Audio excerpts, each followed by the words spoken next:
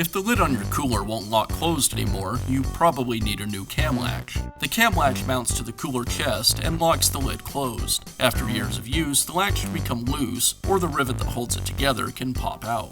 The cam latch kit includes a new latch and the mounting screws. Replacing the cam latch is a repair that you can do yourself, and I'm going to show you how. Hi, I'm Mark Socha. Do-it-yourself repairs like these are easier than you might think.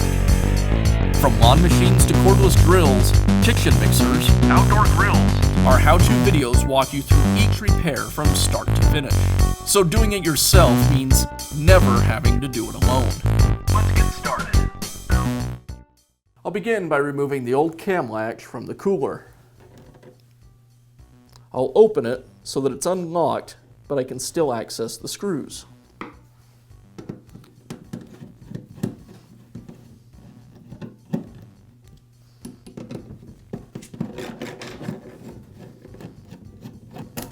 Now I'll install the new cam latch. I'll open the lid, that makes aligning the latch a little easier, and install it with the new screws.